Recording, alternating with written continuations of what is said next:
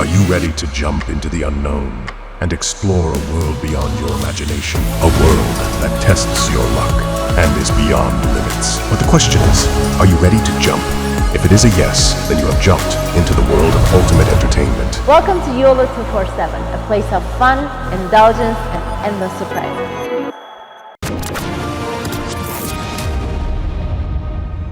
माना की बात शुरू हो गई, जो कि होगी नहीं, लेकिन माना की बात शुरू होगी। फिर इमरान खान आएंगे, बोलेंगे फिर बात बंद कर दो। तो इंडिया में सबसे बड़ा कंफ्यूजन क्या है? इंडिया में सबसे बड़ा कंफ्यूजन ये है कि पाकिस्तान में अगर बात करें तो करें किससे?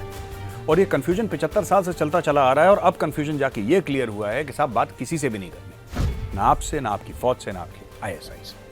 जय हिंद दोस्तों, मैं हूं मेजर गौरव और आप देख रहे हैं आज के ताजा तरीन समाचार। अच्छा, शहबाज शरीफ ने फिर से भंड मार दिया। शहबाज शरीफ कहता है भारत के साथ दोस्ती होनी चाहिए। शहबाज शरीफ ये कहता है कि दोनों मुल्कों में 3 लड़ाइयां हुई हैं और तीनों लड़ाइयों में यह हुआ है कि साहब किसी ने कुछ पाया तो है नहीं, खोया ही खोया है।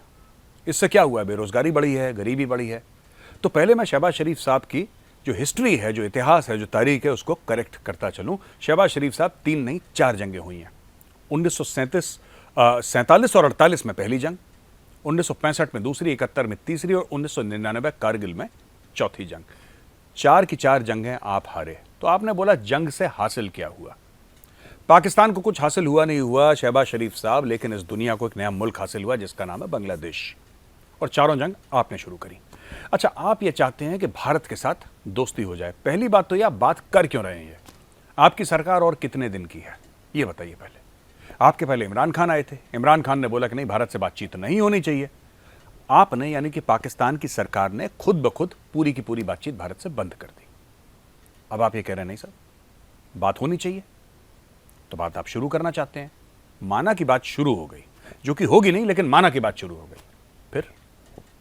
फिर इमरान खान आएंगे, बोलेंगे फिर बात बंद कर दो। तो इंडिया में सबसे बड़ा कंफ्यूजन क्या है? इंडिया में सबसे बड़ा कंफ्यूजन ये है कि पाकिस्तान में अगर बात करें तो करें किससे? और ये कंफ्यूजन 75 साल से चलता चला आ रहा है और अब कंफ्यूजन जाके ये क्लियर हुआ है कि साहब बात किसी से भी नहीं करनी, ना आपसे, ना आपकी फौज से, ना आपकी ISI से। अच्छा, आपने और बोला कि भारत और पाकिस्तान के बीच में जो मतभेद हैं वो दूर होने चाहिए और इसके बीच में पड़ेगा UAE। आपने गुहार लगाई है भारत से और UAE से। देखिए, भारत किसी तीसरे पक्ष की मध्यस्थता है उसको स्वीकार नहीं करता। ये तो आपको कश्मीर मामले से पता चल गया होगा। लेकिन एक बात आपको समझनी पड़ेगी शहबाज शरीफ साहब, ये आपकी हरकतें हैं जो टेररिज्म यानी कि आतंकवाद, दहशतगर्दी जो आप लोग फैलाते हैं। एक छोटी सी और बात साहब, आप ये कहते हैं कि ट्रेड को पॉलिटिसाइज कर दिया भारत ने। आप ये कहते हैं कि क्रिकेट को पॉलिटिसाइज कर दिया, राजनीतिकरण कर दिया। भारत कहता है हम पाकिस्तान में नहीं खेलेंगे। तो आपने बोला साहब क्रिकेट में भी गंद डाल दी भारत ने, बुरा कर दिया क्रिकेट को। मैं आपसे एक छोटी सी बात पूछना चाहता हूं, भारत ने आपसे मांगा क्या था? भारत ने बोला था कि भारत जो है वो व्यापार करना चाहता है अफगानिस्तान और सेंट्रल एशिया से, और भारत ने आपसे मांगी थी राहदारी कि पाकिस्तान के थ्रू हमारे ट्रक्स जाएंगे। तो आपने बोला साहब कि नहीं, हो सकता है भारत हथियार भेज रहा हो सकता है भारत कोई गलत चीज भेज रहा हो। तो भारत ने बोला साहब आपके मुल्क से जाएंगे ट्रक, आप चेक कर लीजिए, आपके कस्टम्स वाले, आपकी फौज, आपकी ISI सब मिलकर ट्रक्स चेक करिए, लेकिन हमारे ट्रक्स जाने दीजिए। हमने बाद में एक बार और रिक्वेस्ट करा आपसे, जब अफगानिस्तान में लोग भूख से मर रहे थे, ठंड से मर रहे थे, हमने बोला कि साहब कुछ कंबल हैं, कुछ दवाइयां हैं, कुछ खाने का सामान है, क्या वो पाकिस्तान के थ्रू अफगानिस्तान जा सकता है? आपने फिर मना कर दिया। ये इतने सालों से आप मना करते चले आ रहे हैं कि भारत ने चाबहार पोर्ट बना दिया। भारत ने दुनिया को यह दिखा दिया कि अगर भारत को अफगानिस्तान जाना है, सेंट्रल एशिया जाना है, इवन ईस्टर्न यूरोप जाना है, रशिया जाना है, तो पाकिस्तान की आवश्यकता है ही नहीं। ये भी, इस बात का भी आपको बुरा लग गया। अब आप कह रहे हैं कि भारत के साथ दोस्ती करनी है। भारत के साथ जो हमारे रिश्ते खराब हुए हैं ना, उनको दोबारा ठीक करना है।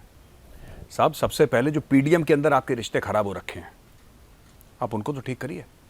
आपकी जितनी भी पार्टियां मिलके इमरान खान की सरकार गिराई थी, आपस में लड़ रहा है PDM। मौलाना फजलुर रहमान की पार्टी ये कहती है कि जो रिलीजियस फैनेटिसिज्म के खिलाफ जो आपने बिल पेश करा था और बोला था कि जो रिलीजियसली फैनेटिक पार्टीज हैं, जो शिद्दत पसंद पार्टीज हैं, पॉलिटिकल पार्टीज, उनको चुनाव नहीं लड़ने दिया जाएगा, वो जो बिल था, आप कह रहे थे कि हां ऐसा नहीं होना चाहिए। मौलाना फजलुर रहमान कह रहे हैं कि हां होना चाहिए। और हां होना चाहिए यानी कि बैन होनी चाहिए, वो पार्टियां नहीं बैन होनी चाहिए। इस मतभेद के अंदर 48 घंटे के अंदर उनकी पार्टी के ऊपर अटैक हो जाता है और 45 से ज्यादा लोग मारे जाते हैं।